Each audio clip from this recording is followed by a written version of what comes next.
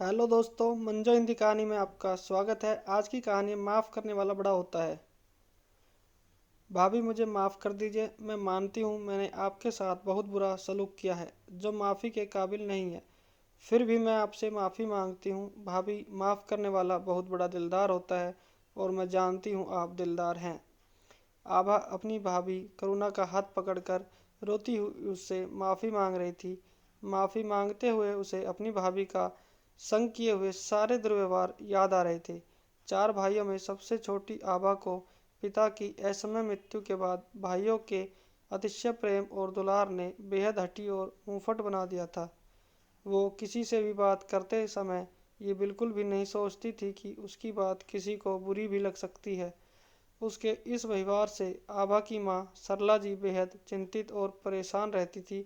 वो अपने बेटों को भी समझाती थी कि इतना प्यार दुलार उचित नहीं है, लेकिन उनके बेटे कहते, माँ हमने तो पापा का प्यार दुलार पा लिया था, छुटकी ने नहीं।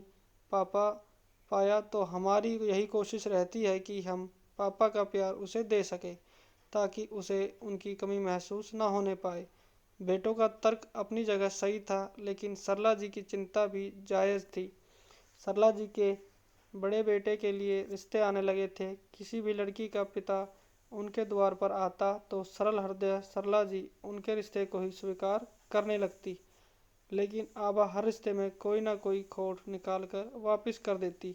सरला जी बहुत बार उसे डांट भी देती कि किसी की भी लड़की में ऐसे कमी निकालना अच्छी बात नहीं है, लेकिन आभा नहीं सुनती। जब करुणा का रिश्ता आया तब आभा को भी करुणा की फोटो देख पसंद आ गई थी। कुछ महीनों में करुणा इस घर की सबसे बड़ी बहू बनकर आ गई। करुणा को सरला जी सर आंखों पर बिठाकर रखती थी, जो कि आभा को बहुत खटकता था। वो करुणा के पहनने ओढ़ने से लेकर खाने पीने तक पर कुछ न कुछ टिप्पणी करती ही रहती थी। करुणा को मन ही मन बुरा तो लगता था, लेकिन अजीत पति छोटी है, नादान है कहकर बात को टाल जाता था। सरला जी ने कभी करुणा पर कोई बंदिश नहीं लगाई, लेकिन आभा हर चीज़ में बंदिश लगाती।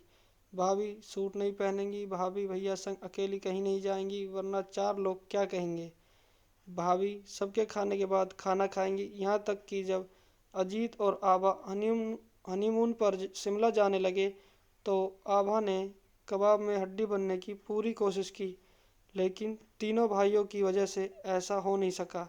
सरला जी आभा को समझाती थी, तुम्हारी ननद अगर ऐसा व्यवहार करेगी तो क्या करोगी आभा? याद रखो हमारे कर्म हम तक लौट कर जरूर आते हैं। ऐसा कुछ भी नहीं होगा, यदि हुआ तो मैं उसे घर से निकलवा दूंगी। आभा लापरवाही से कहती, फिर तो तुम्हें भी बहू घर से निकलवा दे।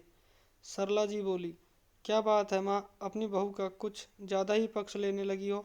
बेटी को पराया कर दिया। आभा मुंह फुला लेती है।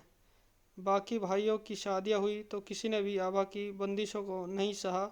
सबसे छोटी वाली बहू ने तो आते ही कहा, छोटी हो छोटी ही बनकर रहो, मैं करुणा भाभी की तरह नहीं हूँ, गलत कभी करती नहीं तो गलत सहती भी नहीं। आभा जब ब्याह कर ससुराल गई तो उसे आटे दाल का भाव पता चल गया।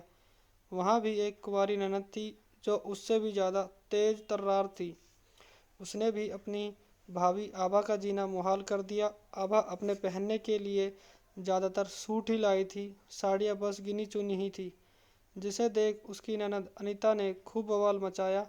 देख रही है मम्मी आप, सब आपकी ही ढिलाई का नतीजा है कि हमारी भाभी साहिबा इतने ढेर सारे सूट लेकर आई हैं।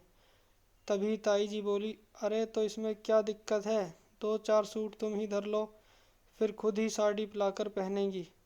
आभा का कलेजा मुंह को आ गया, क्योंकि वो तो कितना छांट छांट कर लाई थी, दसियों दुकानें देख देख कर। अनीता ने चार खूब अच्छे वाले सूट ले ही लिए फिर तो।